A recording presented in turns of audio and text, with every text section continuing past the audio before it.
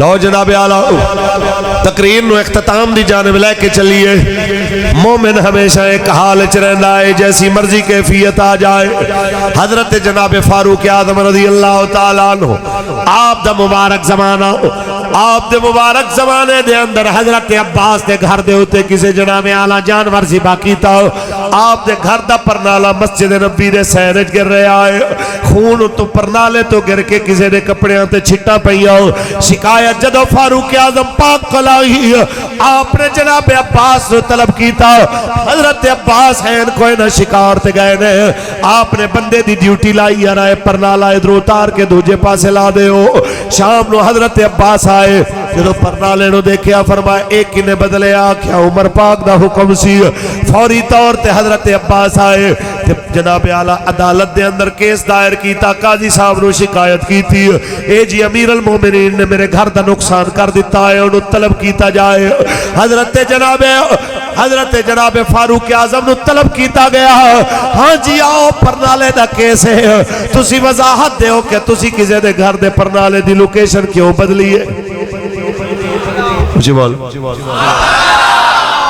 ایتے ساڑھے ملک دے اندر میاں صاحب دے مرید کہندے نے کہ یار دو چار گھاری نے نا ایون فیلڈ آلے میاں صاحب نے لائے نے تے کڑی قیامت آگئی۔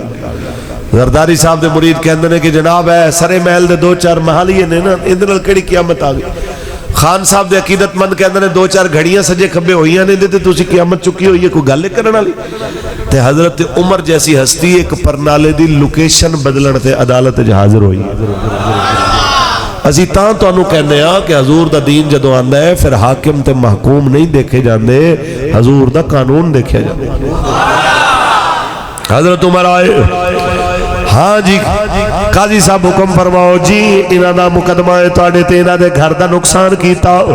حضرت عمر نے ان نمازی بلائے جنہاں دے کپڑیاں تے چھٹا پہیا سن، ہاں جی دسو جناب اعلیٰ تسی کس بنیاد دے ہوتے انہاں دے جناب اعلیٰ لوکیشن چینج کی تھی ہے۔ حضرت جناب فاروق اعظم نے جناب دو نمازی جناب اعلیٰ کھڑے کیتے، ہاں جی جنہاں دے کپڑیاں تے چھٹے پہ سن انہاں دی وجہ تو گھر دے پرنالے دی لوکیشن بدلی گئی ہے۔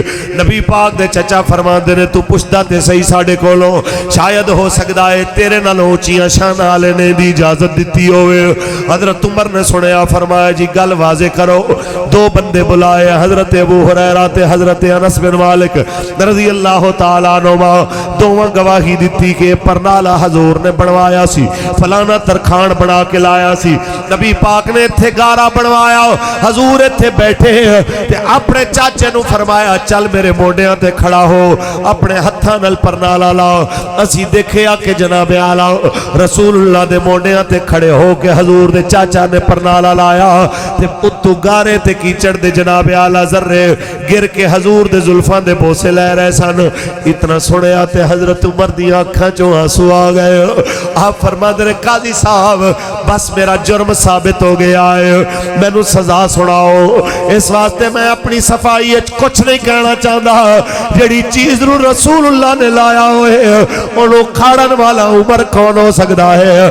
میرے پاک نبی رحمت خلیفہ ثانی تے مراد مصطفیٰ عمر پاک نے جدو گل کی تھی، قاضی صاحب نے فیصلہ سنایا جی دی سزا ہے کہ پہلی جگہ تو پرنالہ اتار کے دوبارہ اس جگہ تے خود لاؤ یا لوا دے ہو۔ حضرت عمر فرما دے نے جی پرنالہ لگ جائے گا لیکن میں نے تھوڑی جی رعایت چاہی دی ہے، بحیثیت امیر المومنین نہیں چاہی دی، بحیثیت عمر ابن خطاب چاہی دی ہے، حضور دے نوکر دی حیثیت نہ چاہی دی ہے، میں پرنالہ اتار دینا گارا بھی بنا دینا، ایک مہربانی کرے نبی دا چاچا میں نو دسے میں کتھے بیٹھا، جویں حضور بیٹھے سن عمر اوے بیٹھنا چاہتا ہے تھلے، جویں حضور دے کندیاں تے پیر رکھ کے نبی دے چاچے نے خود پرنالہ لایا، اج مہربانی فرمائے میرے موڈیاں تے کھڑا ہوئے اوے پیر رکھ کے تے پرنالہ لاوے۔ حضور دے زلفان دے ہوتے تے کچھ ذرے مٹی دے جناب آلہ تے گارے آلے گر گئے، میرے والا تے جان کے سٹے تاکہ رسول اللہ دیئے سنت بھی رہ نہ جائے۔ جناب آلہ حضرت عمر نے پرنالہ لوا دیتا، پرنالہ لگ گیا جس ویلے تے حضرت عمر پاک دی آنکھاں چوں مسلسل آنسو گر رہے، جڑی چیز حضور نے لوائی میں کیوں کھڑوائی؟